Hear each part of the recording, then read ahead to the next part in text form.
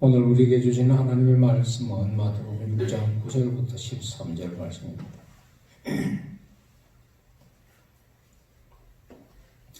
그러므로 너희는 이렇게 기도하라. 하늘에 계신 우리 아버지여, 이름이 거룩히 여김을 받으시오며 나라가 임하시오며 뜻이 하늘에서 이루어진 것 같이 땅에서도 이루어지이다.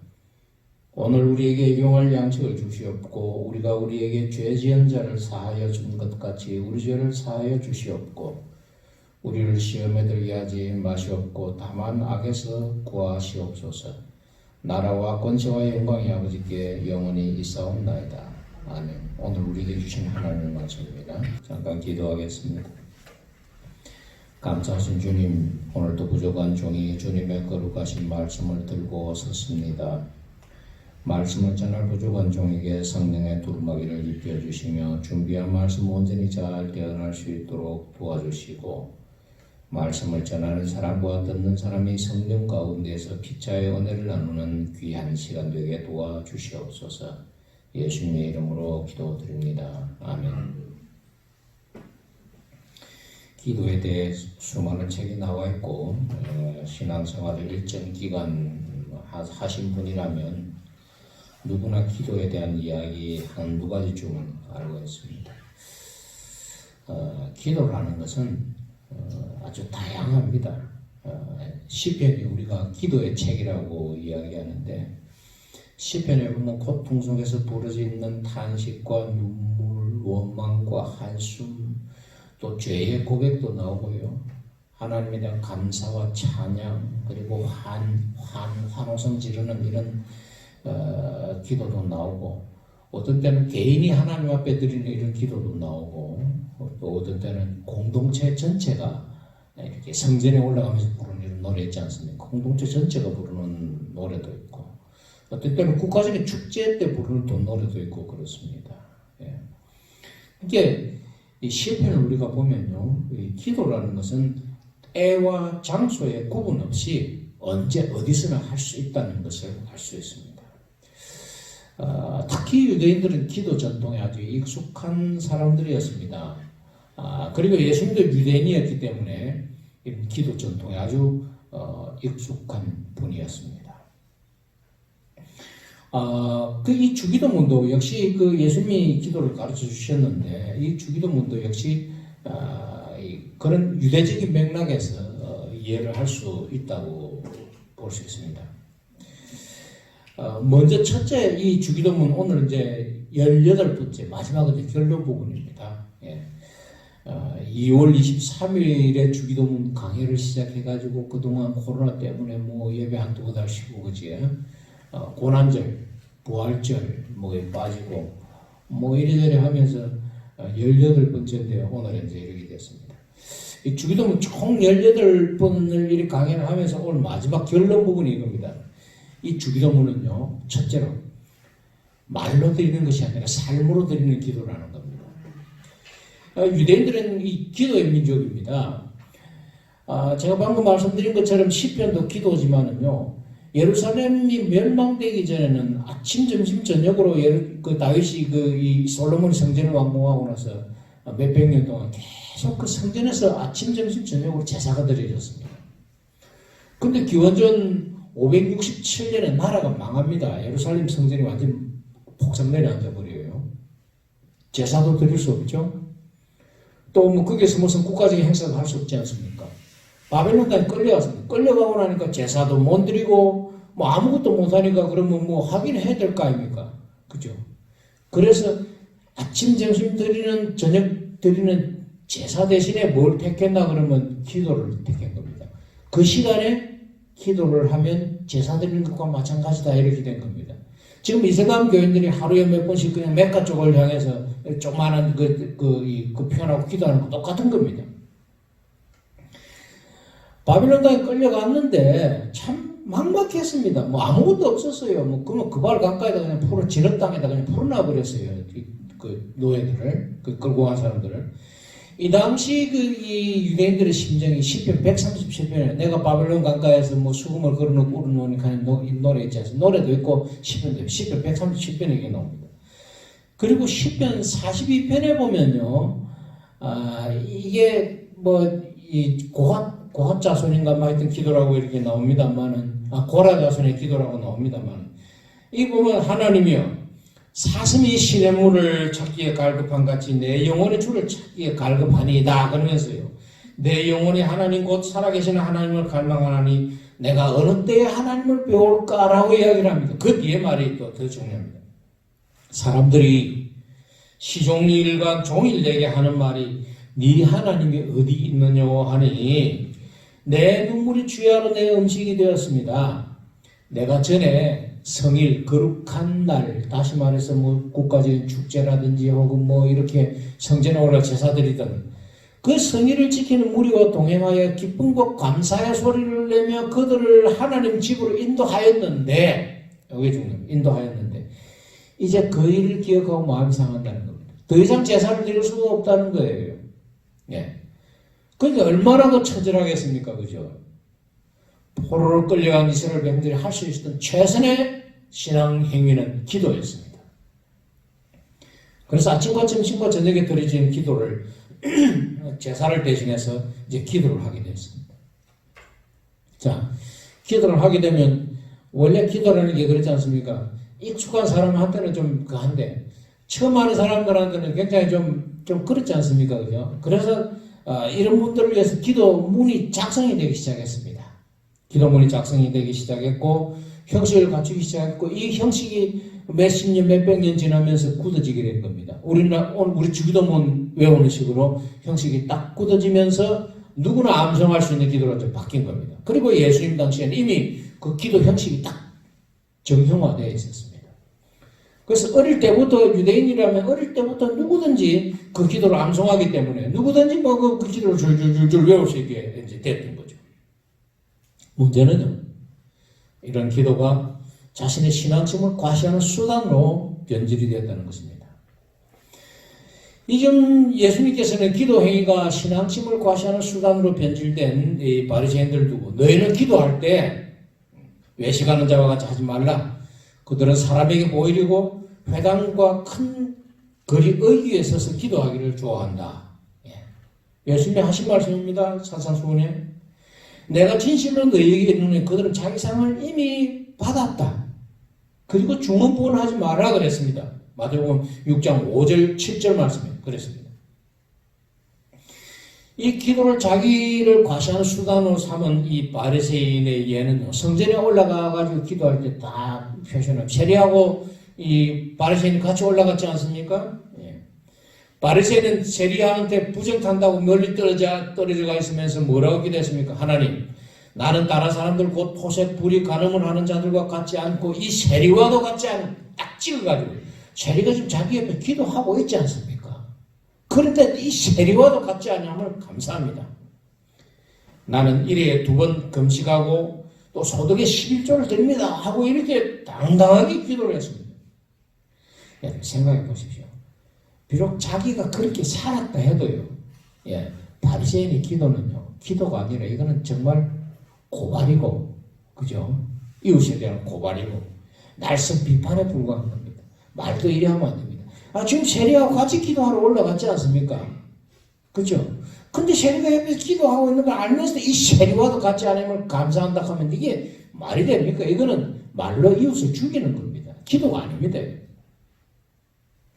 기도는 하나님 앞에서 자신의 잘못을 살피고 반성하게 하며 상대방의 잘못을 용서하는 힘을 부여해 주는 게 기도입니다. 우리 예수님께서 지금 이 13절이 끝납니다만 14절 말씀 한번 보십시오. 본문에 너희가 사람의 잘못을 용서하면 너희 하늘 아버지께서도 너희 잘못을 용서하시려니와 너희가 사람의 잘못을 용서하지 아니하면 너희 아버지께서도 너희 잘못을 용서하지 아니하시리라 그랬거든요. 주기도문 끝에 이게 바로 그 뒤에 팔붙어 있는 이유가 뭡니까? 기도라는 게 용서하는 힘을 얻기 위한 이 기도가 바로 이게 진짜 기도라는 겁니다. 기도의 궁극적인 의미는요, 용서에 있는 거죠. 남을 비판할 때 있는 게 아니라는 겁니다. 기도를 통해서 우리는 어두운 세상에서 삶의 길을 잃지 않고 방향을 찾을 수가 있습니다. 또 이 기도를 통해서 우리는 삶을 정화할 수가 있습니다. 세상의 속된 욕심을 떨어버릴 수가 있는 거죠. 기도와 삶이라는 것은 분리된 것이 아닙니다. 기도와 삶은 불과 분리에 관계가 있습니다.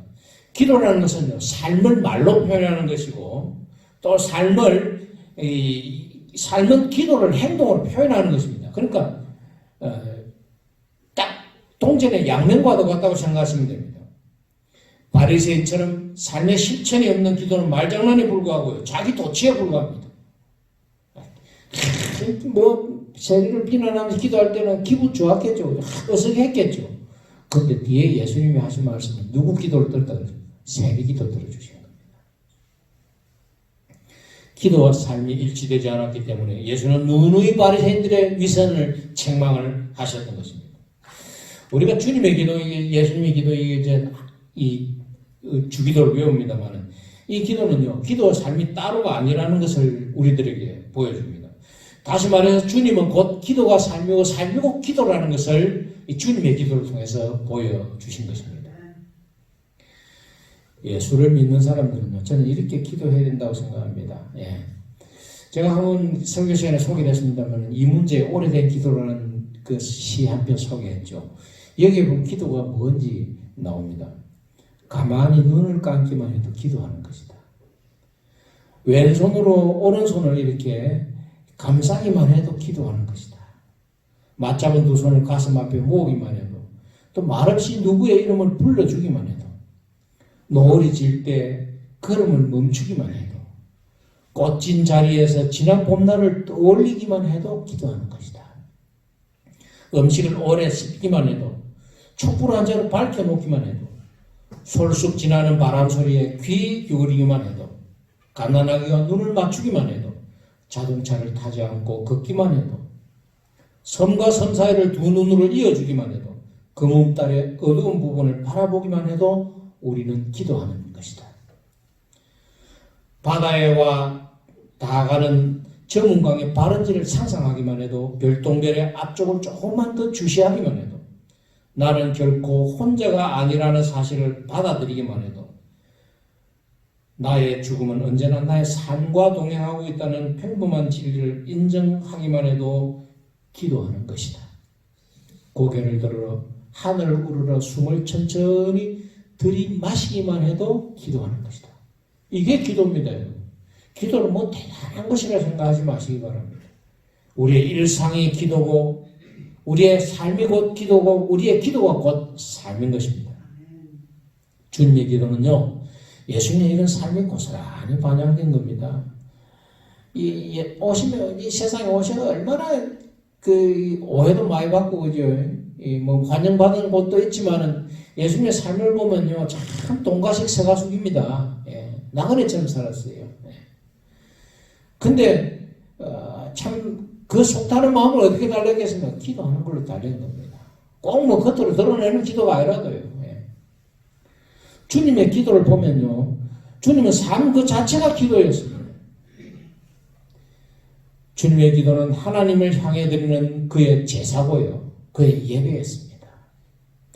주님의 기도는 삶과 기도가 다른 것이 아니라 동전의 양면과도 같은 것임을 우리들에게 말해주고 있습니다. 예수님은 기도를 통해 그의 삶을 보여주셨고 삶을 통해 기도하셨습니다. 하나님의 백성된 우리들의 삶이 곧 하나님께 드려지는 기도가 되고 우리의 기도가 곧 삶이 될 수 있기를 간절히 바랍니다. 두 번째, 주님의 기도이고요, 정확하지만 굉장히 솔직합니다. 기도가 투명해요. 많은 사람들이 기도하는 걸 참 어렵게 여깁니다. 기도하는 걸 어렵게 여기는 이유가요, 기도를 길게 해야 된다는 생각 때문입니다. 또 여태까지 우리가 교회에서 들은 기도를 보면요, 기도가 너무 거창하기 때문에 그래요. 오늘 우리 김상욱 집사님 기도 딱 전반부 시작하는데 어둡고 험한 세상에 참 바르게 살아보려고 얼마나 애를 씁니까? 가슴이 찡한 거예요. 그런 짤막한 기도고 한마디가 사람 울리는 겁니다, 사실은. 기도가 길 필요가 저는 없다고 생각합니다. 또 너무 거창할 필요도 없습니다. 물론 길게 기도해도 상관없어요. 어떤 때는 길게 기도해야 됩니다. 그런 때가 있어요. 삶의 위기에 직면했을 때요. 그때는 기도하는 것밖에 방법이 없지 않습니까? 그때는 하나님 앞에 엎드리는 것밖에 방법이 없어요. 이쪽 저쪽 쫓아다니기도 아무 해결책가 안 날 때는 하나님 앞에 엎드리는 것밖에 방법이 없어요. 제일 그게 좋은 기도입니다. 길게 해도 상관없습니다. 근데 길게 하든 짧게 하든 하나님의 눈을 의식하고 하는 기도는 솔직히 해야 됩니다. 여러분 사무엘의 부인 한나였죠. 한나가 애기 못 낳아가지고 그냥 성전에 와가지고 어떻게 했습니까? 훌쩍 울기만 하고 그냥 가슴만 치고 이때 제사장이 뭐라 그랬습니까? 술 취한 여자라 그랬죠. 그죠? 니 어찌 그리 술 취해가지고 성전하는 전에 어떻게 술 취해가지고 아니 술 취한가 이래 그랬지 않습니까? 답답한 마음을 그냥 이렇게 그냥 훌쩍거리면서 와가지고 그것밖에 할 수가 없는 거예요. 하나님을 의식하고 하는 기도는 솔직해야 합니다. 거짓이 없어야 합니다. 예수님은 산상수훈에서 이렇게 말씀하셨습니다. 기도할 때 이방인과 같이 중언부언하지 말라. 이방인들은 말을 많이 해야 들으실 줄 알지만은 그렇게 구하지 마라 그랬습니다. 너희들이 구하기 전에 하나님이 이미 구할 것을 아신다 그랬습니다. 산상수훈 6장 7절부터 8절 말씀입니다.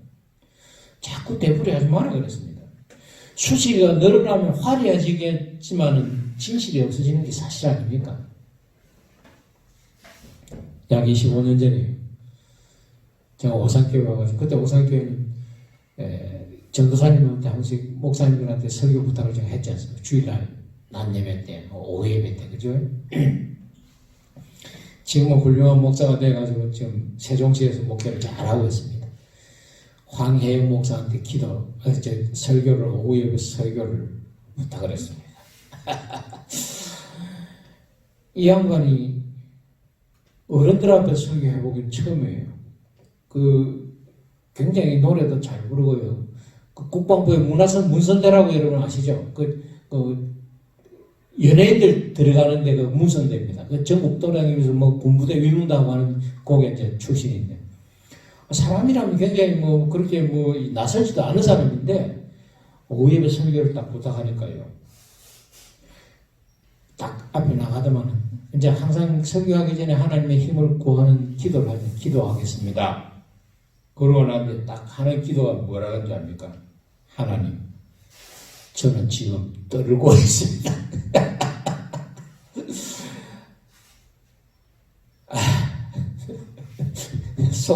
속으로 빵 터졌습니다.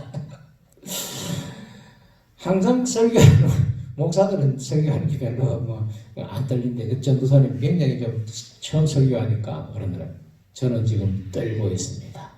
그래서 뭐라 그런지 아십니까? 설교 잘 떨지 않고 마칠 수 있게 해 주시옵소서.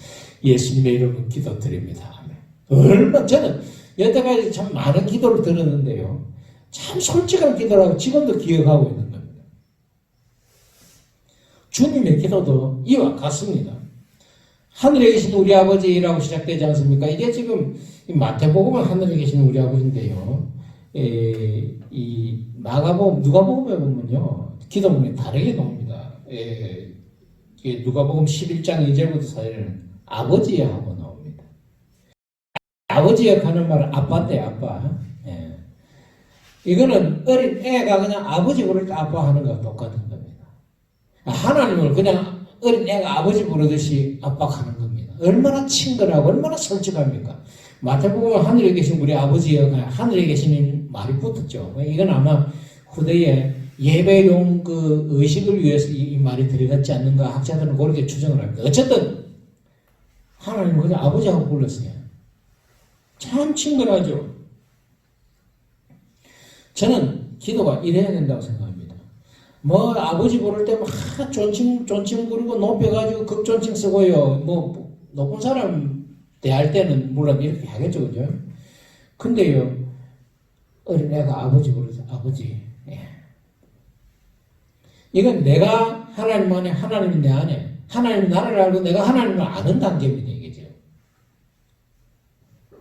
예수 당시 바리새인들은요, 하나님을 부를 때 아름다운 미사여구를 막 늘어났습니다. 그래서 중언부언하지 말라는 겁니다. 신의 이름을 27개, 30개씩이나 부르고 그 뒤에 이제 본기도 내용이 나오는 겁니다. 예. 생각해 보십시오, 여러분. 아름다운 미사여구들을 놓고 하나님의 이름을 높인다고 더 하나님이 더 높아지는 건 아니지 않습니까? 예. 그리고 하나님 더 거룩해지는 것도 아닙니다. 여러분 사람이 말이나 글로 사람 감정 다 표현합니까? 아닙니다. 말이라는 것은 어쩌면 우리 감정을 표현하는데 가장 장애물이 될 수도 있어요. 예.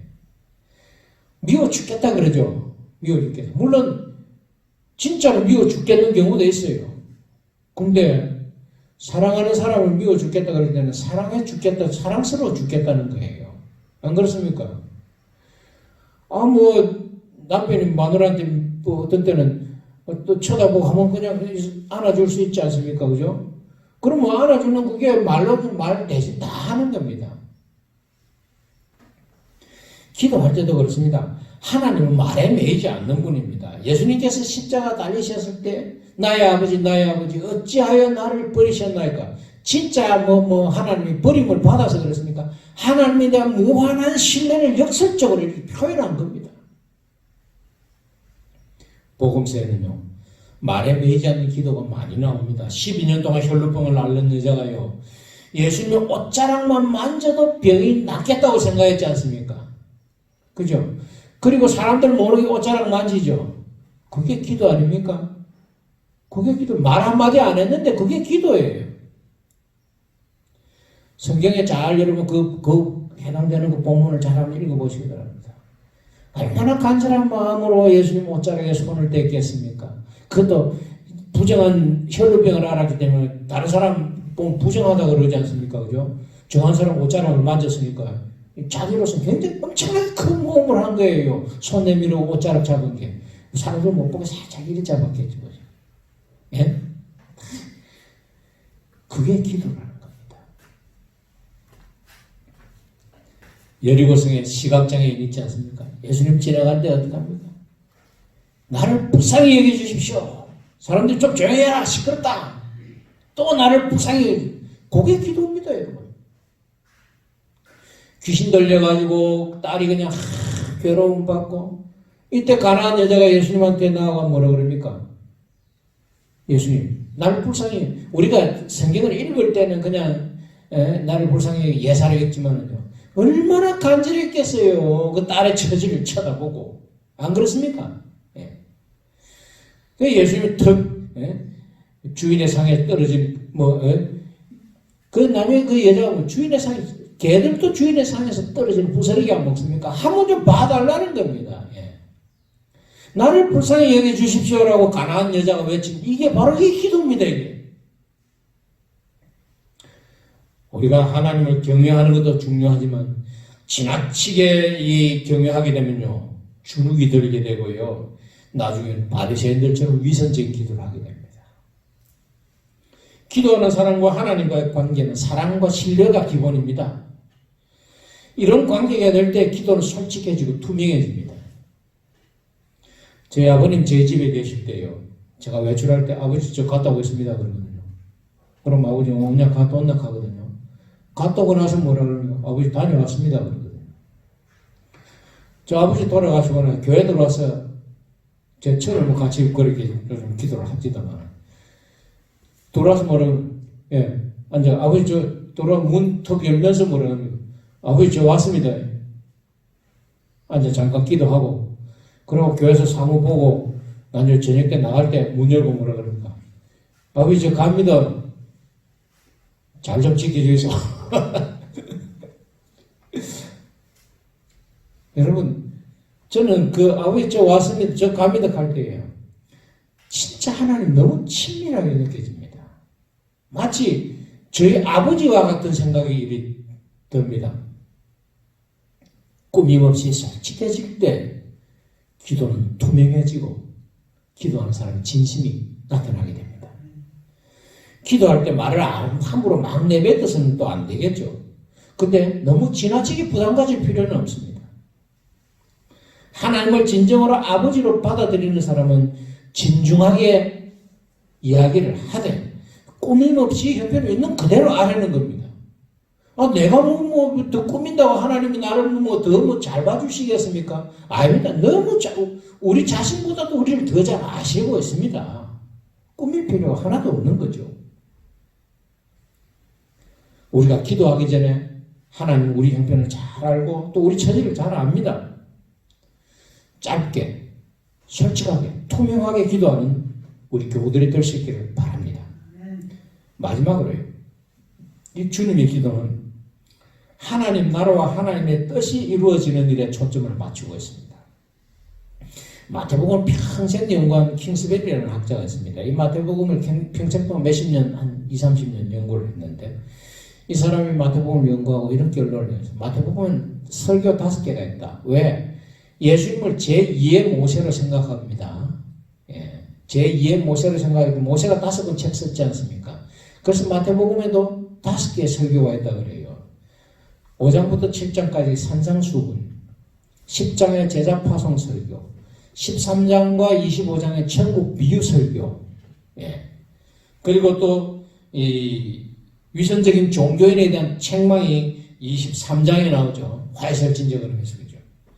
그 다음에 제일 마지막에 24장에 보면 종말에 관한 설교가 5개가 나옵니다. 자, 이 5개 설교 중에서 산상수훈은 제일 첫 번째 설교입니다. 우리를 이야기하면 창세기 모세 5경에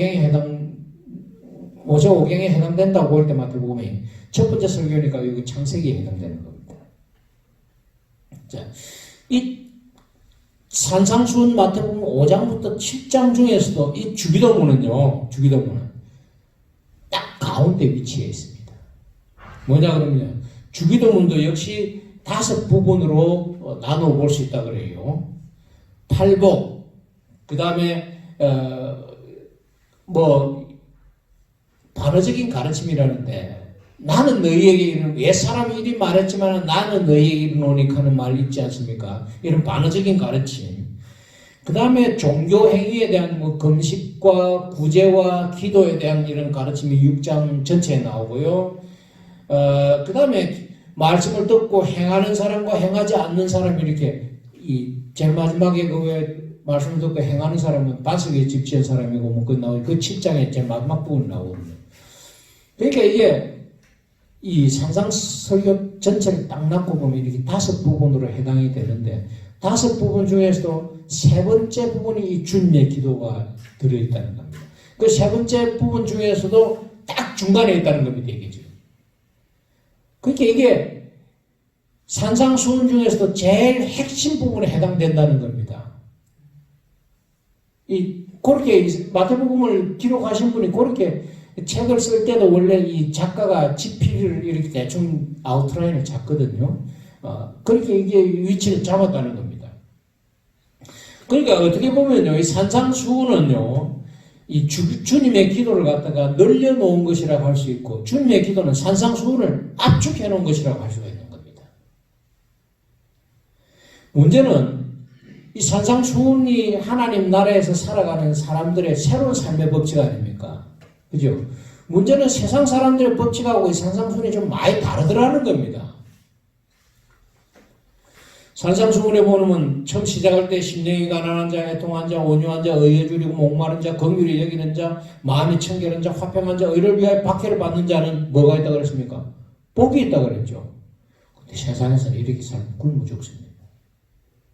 하나님 나라 백성이기 때문에 복이 있나니 이렇게 나오는 겁니다.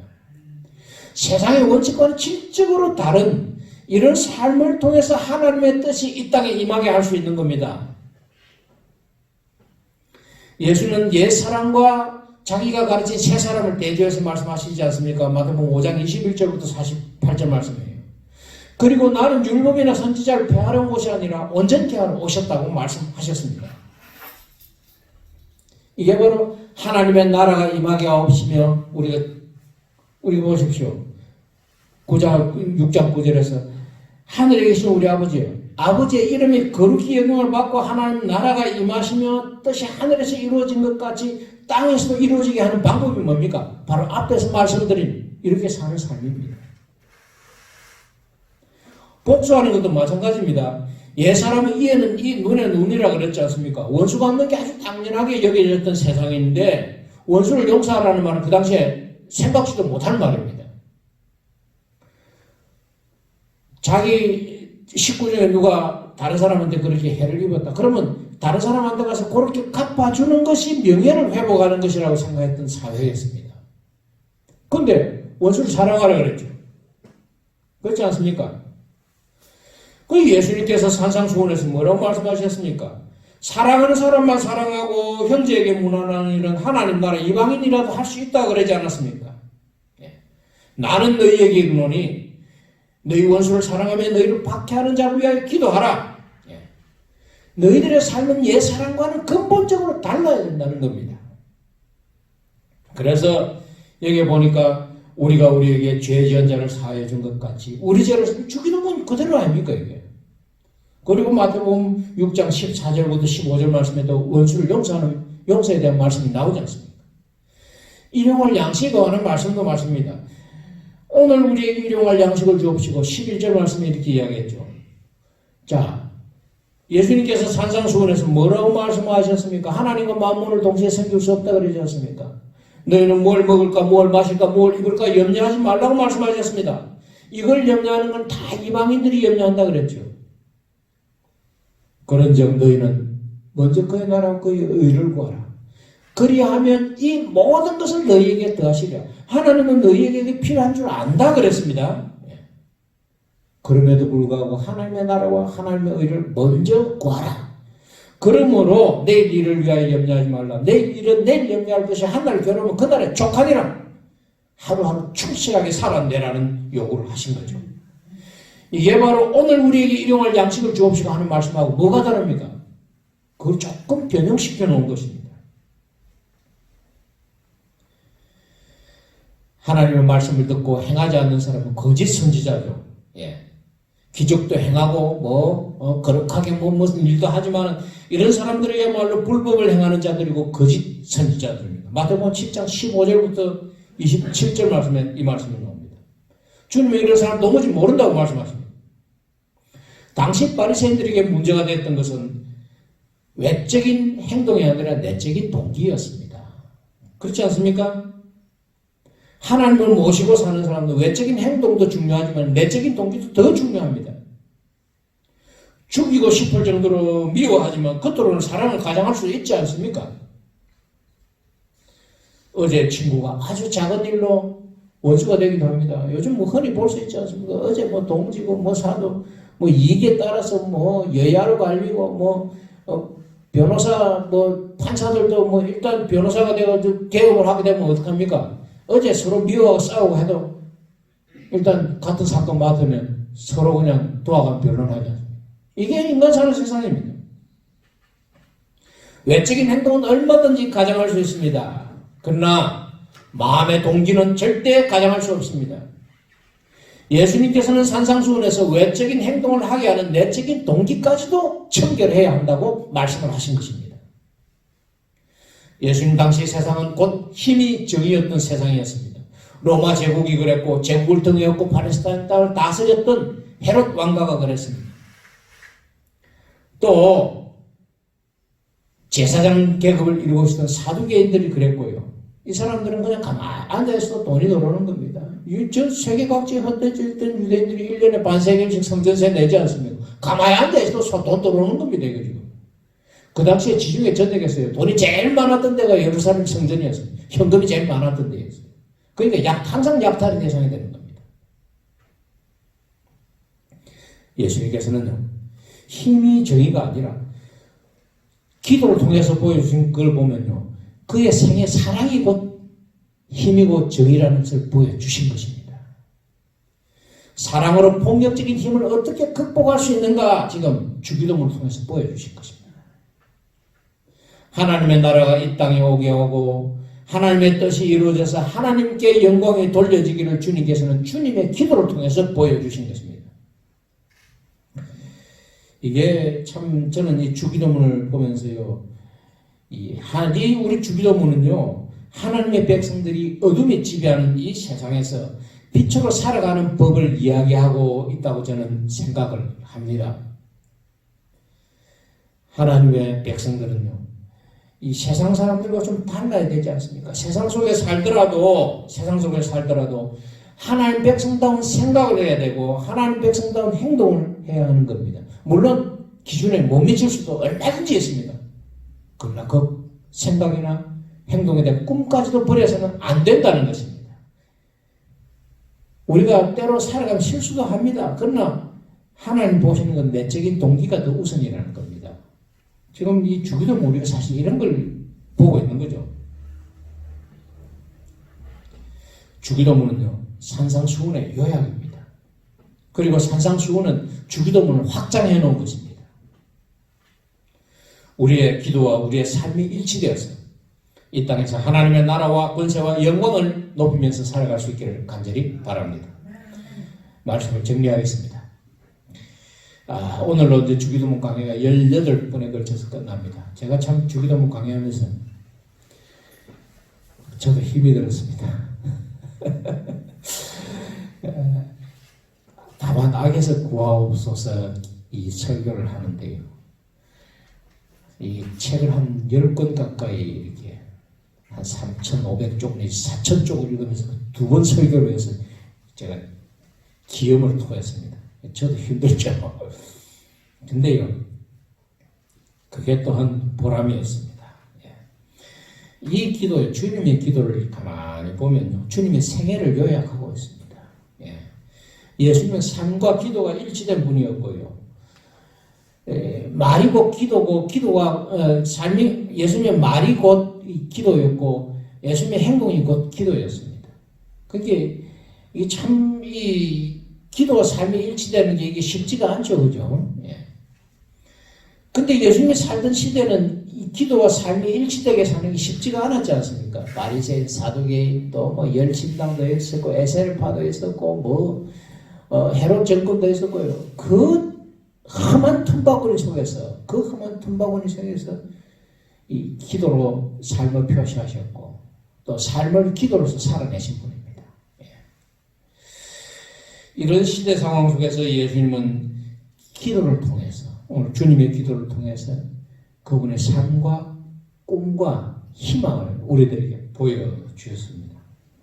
하나님의 백성된 우리는요, 말이 아니라 우리의 삶을 통해서 오늘 이 땅에 하나님의 나라가 임하기를 보여줘야 됩니다. 사실 그렇지 않습니까? 참 우리가 사는 이 세상을 보면요, 지금 우리 세상을 보면 참 좀 너무 솔직하다는 생각이 듭니다. 특히 정치 지도자들 보면 저는 요즘 텔레비전 안 봅니다. 저는 그렇게 무식하게 대놓고 거짓말을 할 수 있는지 모르겠어요. 그래서 저거 자꾸 보다가 더 짜증나고요. 그래서 요즘 텔레비전 안 봅니다. 물론 그런 것도 있겠지만 또 이 설교 준비가 사실은요, 한 개 제대로 이게 준비를 몇 천 쪽 책을 읽고 나니까 이제 진이 빠져는 힘이 들어요. 이제 책 보는 게 뭐 그냥 계속 책 보고 글을 읽긴 읽습니다만 어쨌든 그래요. 우리가 사는 세상은요, 정말 올바른 생각과 올바른 삶으로 살아가기가 너무너무 힘든 세상이 되었습니다. 그럼에도 불구하고 우리는 주님의 기도를 우리 삶 속에서 살아내야 되는 겁니다. 우크라이나 한 작은 성당에 적혀있는 기도문으로 몇 달 동안 이어져온 이 주기도문 강해를 마치겠습니다. 눈을 감고 한번 들어보시기 바랍니다. 하늘에 계신이라고 하지 말아라. 세상 일에 빠져 있으면서. 우리라고 하지 말아라. 네 혼자만 생각하고 살아가면서. 아버지라고 하지 말아라. 하나님의 아들, 딸로 살지도 않으면서. 아버지의 이름이 거룩히 빛나게 하시며라고 하지 말아라. 자기 이름만을 빛나게 하기 위해서 살면서 자기 이름을 빛나게 하기 위해서 안간 힘을 쓰면서 하나님의 나라가 오게 하시며 하지 말아라. 물질 만능의 나라를 원하면서 아버지의 뜻이 하늘에서 같이 땅에서도 이루어지소서 하지 말아라. 네 뜻대로 살기를 원하면서 오늘 저희에게 일용할 양식을 주시며라고 하지 말아라. 가난한 이들을 본체 많지 않으면서 저희에게 잘못한 일을 저희가 용서하오니 저희 죄를 용서하시고라고 하지 말아라. 죄 지을 기회를 찾아다니면서 악에서 구하소서 하지 말아라. 악을 보고도 아무런 양심과 소리를 듣지 않으면서 아멘 하지 말아라. 주님의 기도를 진정 나의 기도로 바치지 않으면서 말씀을 생각하면서 침묵할 시간을 가지겠습니다.